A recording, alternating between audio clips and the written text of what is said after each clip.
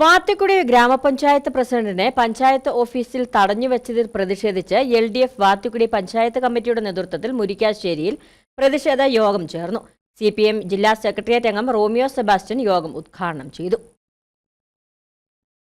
വാത്തിക്കുടി പഞ്ചായത്ത് പ്രസിഡന്റിനെ പഞ്ചായത്ത് ഓഫീസിൽ തടഞ്ഞുവെച്ച് അസഭ്യം പറയുകയും കയ്യേറ്റം ചെയ്യുകയും ചെയ്ത UDF മെമ്പർമാർക്കെതിരെ കേസെടുക്കണമെന്നും അറസ്റ്റ് ചെയ്യണമെന്നും ആവശ്യപ്പെട്ടുകൊണ്ടാണ് LDF വാത്തിക്കുടി പഞ്ചായത്ത് കമ്മിറ്റിയുടെ നേതൃത്വത്തിൽ പ്രതിഷേധ യോഗം സംഘടിപ്പിച്ചത്.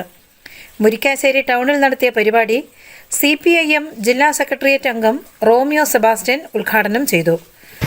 ഇവിടെ പഞ്ചായത്ത് പ്രസിഡന്റിനെ കൈകാര്യം ചെയ്ത, പഞ്ചായത്ത് പ്രസിഡന്റിനെ ആക്രമിച്ച, പഞ്ചായത്ത് പ്രസിഡന്റിനെ ദേഹോപദ്രവം ചെയ്ത, അവരെ ആശുപത്രിയിലാക്കിയ ക്രിമിനൽ സംഘത്തെ അറസ്റ്റ് ചെയ്യാൻ പോലീസ് ഉദ്യോഗസ്ഥന്മാർ തയ്യാറാവണം.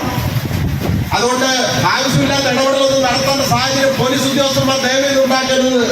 നിയമത്തിന്റെ വഴിക്ക് പോകട്ടെ. അവരുടെ മൊഴിയുടെ അടിസ്ഥാനത്തിൽ കേസെടുക്കണം. നാളെയുടെ പഞ്ചായത്ത് പ്രസിഡന്റിനും വൈസ് പ്രസിഡന്റിനും ഇടതുപക്ഷ ജനാധിപത്യ മുന്നണിയുടെ മെമ്പർമാർക്കും ഈ പഞ്ചായത്ത് ഓഫീസിൽ സ്വസ്ഥമായിരുന്നു ഭരിക്കാൻ, ജനങ്ങളെ കാണാൻ, അഭിപ്രായം പറയാൻ ഇവിടെ അവകാശം ഉണ്ടാവണം.